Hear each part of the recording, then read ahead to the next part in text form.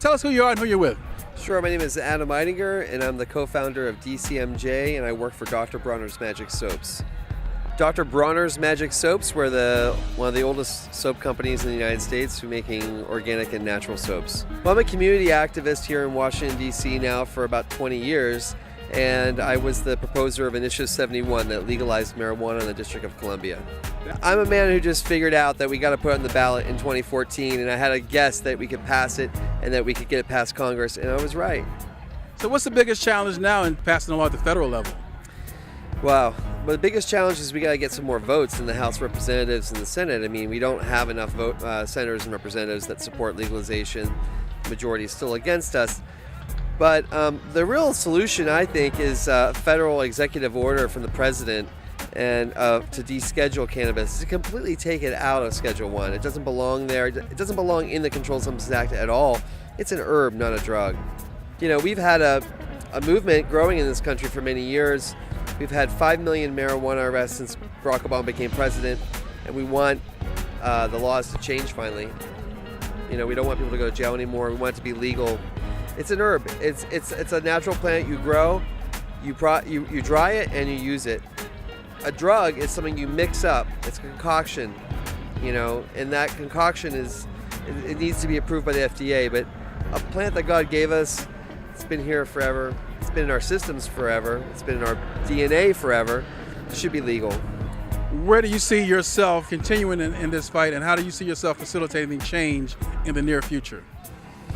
Well, I mean, we're talking about doing a referendum in 2018 to overturn the social ban on use. I'm working to work with dispensary owners in the city that want to be able to sell to adults 21 and older without a doctor's recommendation. We're working for that. We're meeting with the White House this Monday, 2 days from now. I'm having a meeting with the Office of National Drug Control Policy. I think more protests. I think May 20th, which is 5/20, we'll probably have a protest at the White House again. Another smoke-in saying that President Obama is late on rescheduling cannabis. If only the national leadership in our movement was willing to mobilize people and bring them to the White House in the numbers of 5,000, 10,000 people and spend the whole weekend there smoking, we might just get the country's attention. We might just turn this issue finally, because I think really everybody's for it. People inside the White House are for it, but they're hamstrung by Congress, and we're going to have to change this Congress, I think. If they don't do it, we're going to have to vote them out.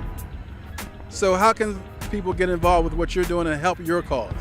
Come to our meetings. We meet every 2 weeks at public libraries in D.C. We rotate the libraries from each ward, so the meetings always change. You got to look it up, but you'll get to know the public libraries pretty well. People are really fired up about this issue because it's a civil rights issue. It's like, you know, it's about personal freedom. It's about business opportunities for a lot of people. You know, people are looking to get on the ground floor of a new industry. This is it. And when this becomes really legal, there's going to be a lot more opportunity. We need the government to get out of the way of marijuana research. We need to also remember this is a plant. It shouldn't be patented. A strain could be patented, but not the plant itself. People should have the right to grow this plant in their home. We have that right now in Washington, D.C.